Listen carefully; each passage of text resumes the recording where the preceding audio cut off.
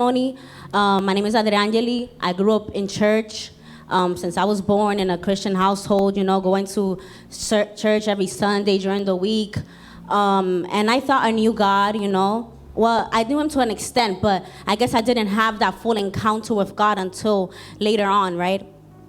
And how many people know that the enemy, he tries to sow division in a home, and the first thing he tries to attack is not only the parents, but the kids.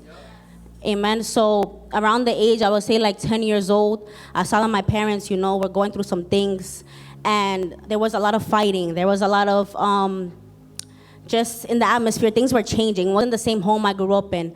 And by the time I entered middle school, that's when I was, exposed to a lot of things, right? But being honest, I was exposed to pornography. I was exposed to masturbation, all this type of music that I used to listen to as well. Music affects you. And when I was in high school, I was also to a different crowd. I started having sex. I started hanging out with different people that I wasn't supposed to hang out with. Friendships, relationships. I thought that if I wore less clothing, that if I posted pictures on Instagram, I was going to be liked by people, right? And so I didn't really know who I was, because if I was doing this to please people, then, right? And little by little, it takes away from you. Every time you sleep with a person, it's like a piece of your soul goes away, right? And so it's crazy, because my parents, right, divorce was for all the way from age like 10 to age 17. My parents, all this ongoing thing, like divorce, contention, fighting.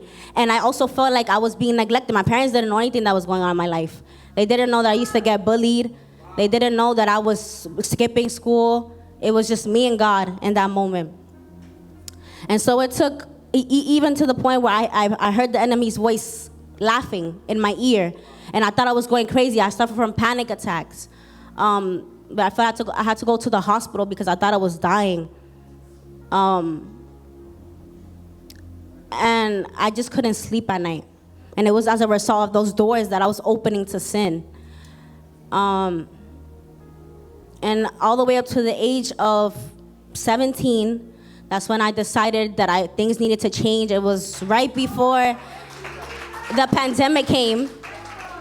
And I was just me and God in my room, and I started to break down. And I said, Lord, I can't live without you. All of this means nothing. If I don't have God, it doesn't mean anything, And I just started crying out to God. And from there, I made a decision: delete all the music off my phone, delete the contacts, leave friendships, unfollow a bunch of people, unfollow a bunch of pages.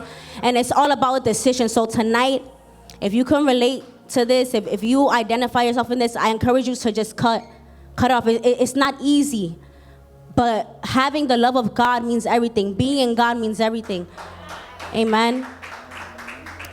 And so, yeah, if God could do it with me, he can do it for you. Yes. Just continue to stay firm in the Lord, and it is worth it serving Christ. At this age, it's worth it serving Christ. Amen.